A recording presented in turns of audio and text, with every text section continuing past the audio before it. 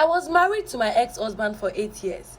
In our sixth year, I found out that he had a secret child 2 years after we got married and had been taking care of the child. What pained me was the fact that his mother and siblings knew of this. Of course they would know of this child and even visited him. I already had two kids. I was pissed to the core and almost left the marriage. It took lots of talking, persuasion to get me to change my mind. 2 years after the scandal, I was called to a family meeting between me and my husband's parents.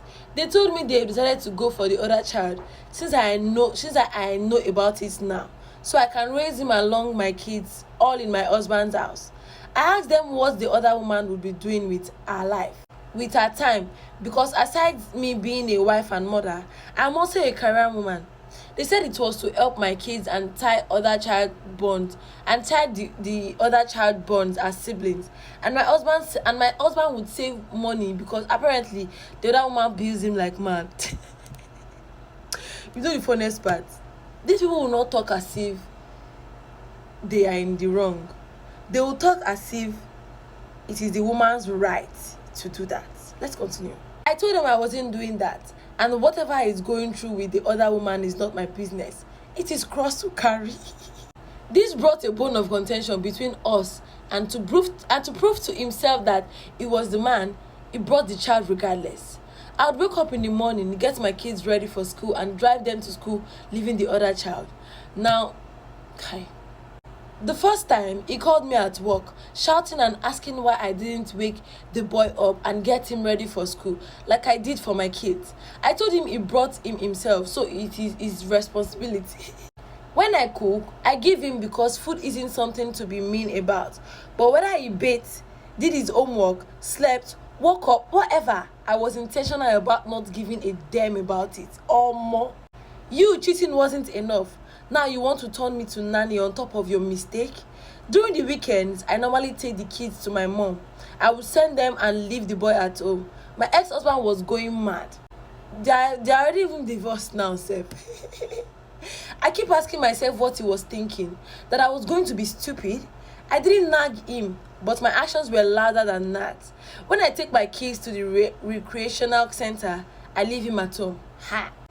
What made matters worse was that he is a very busy man, so having to cater for a child overwhelmed him. Then when he realized he couldn't get me to come through by exercising ego, he called me for a conversation. I told him to either get a nanny to cater for the boy solely or take the boy back to his mother because she is alive. I won't slave myself for her son while she gets to enjoy her life. He said he didn't see the need for a nanny when I was there. Like, can you imagine what is coming out of the guy's mouth? That day, we argued heavily. Then he ended by saying, it's either I choose to take the child as mine or leave the marriage. I know this is where it's going to end. The next week shocked him. My family head called him to inform him that we would be returning the dowry, so he should get a date for us. What he thought was a threat became reality to him. I already have 3-bedroom flats that I intended to rent out.